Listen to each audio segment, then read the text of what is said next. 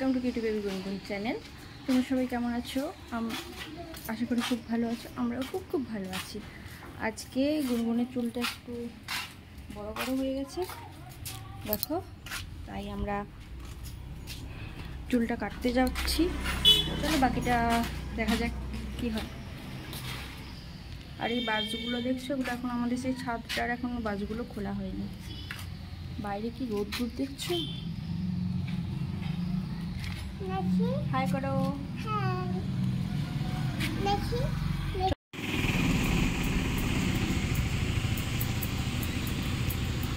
এখানে বসো।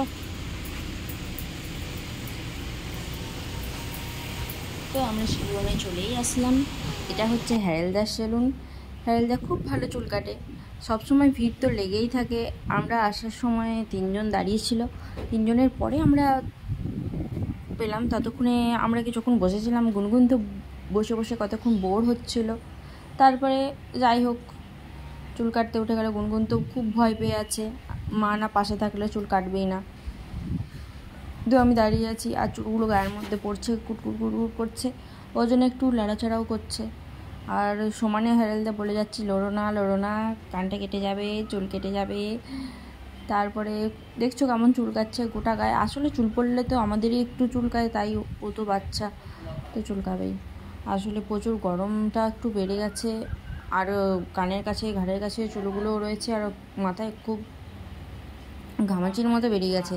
তার জন্য একবারে তো ন্যাড়া করবো না, কয়েকদিন আগে ন্যাড়া করলাম। সামনে পুজো আছে, পুজোর মধ্যে চুলটা বাড়বে না, তাই আমরা অল্প একটু চুলটা কেটে নিলাম। একটু পিছন দিকটা ছেড়ে নিলাম, সামনের দিকটা ছেড়ে নিলাম। আবার গুনগুন নাচে ভর্তি হয়েছে, তার জন্য চুলটা পুরোটা কাটাও যাবে না। তো গাইস, আমরা আজকে চুলটা কেন কাটলাম তোমাদের সাথে শেয়ার করলাম। আর তোমাদের যদি আমার ভিডিওটা ভালো লাগে, আমাদের পাশে থাকবে ও আমার চ্যানেলটিকে লাইক এবং সাবস্ক্রাইব করে দিবে। চলো, ফাইনালি চুলটা তো কাটা প্রায় শেষ হয়ে আসছে। গুনগুন তো একটু বসতেও চাইছে না, শুধু বিরক্ত হয়ে যাচ্ছে। দিয়ে হ্যারেলদা একটু পাউডারটা দিয়ে দিল, বলতে কি এটাকে জনসন বেবি পাউডার, ওকে নাহলে তো মাখবে না ওর জন্য। আসলে এটা ঠান্ডা একটা তেল পাউডার তো, তাই দিয়ে তারপরে একটু সামনেটা একটু কাটিং করে নেবে। বলছিল সামনেটা করবে না, বলছি সামনেটা না করলে ভালো লাগবে না, তো সামনেটা একটু করে দাও। ফাইনালি লুকটা দেখো কেমন হয়েছে।